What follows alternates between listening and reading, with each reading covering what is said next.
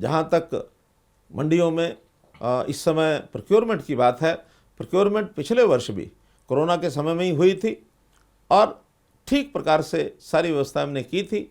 बाज़ारों में भी हमने मास्क उपलब्ध कराए थे, सैनिटाइज़र उपलब्ध कराए थे और सब लोग दूरी बना करके रखें, ऐसे काम सबने किए थे। और मंडियों के परचेज सेंटर्स ये हमने अलग से बनाए थे, बड़ी संख्या में बनाए थे। इस बार भी हम वो सब कर रहे हैं।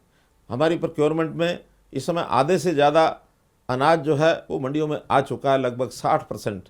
80 लाख मीट्रिक टन ये अनाज आना है, 50 लाख मीट्रिक टन ये अभी तक आज तक आ चुका है, जिसमें से 40 लाख मीट्रिक टन इसकी एक प्रकार से खरीद की जा चुकी है और 25 लाख मीट्रिक टन लगभग उसका उठान भी हो चुका है।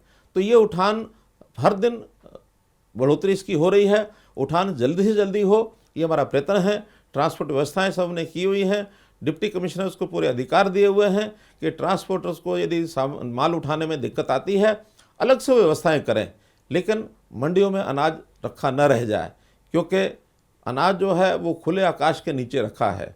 जैसा हम देख रहे हैं आज भी वर्षा का मौसम हरियाणा में बना हुआ है, कहीं अगर वर्षा आती है तो उस अनाज का नुकसान हो सकता है।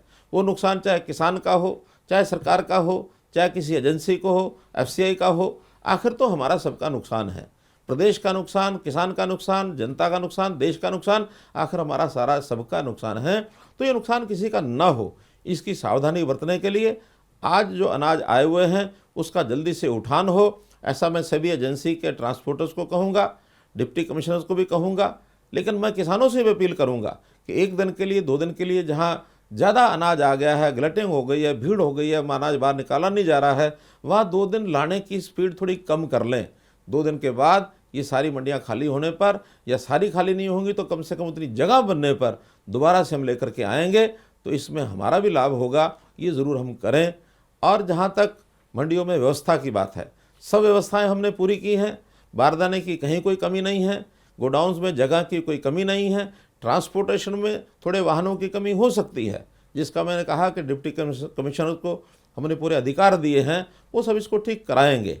और जहाँ तक पेमेंट की बात है, पैसे की बात है, इस बार व्यवस्था की है कि किसान के हर एक के खाते में ये पैसा जाएगा।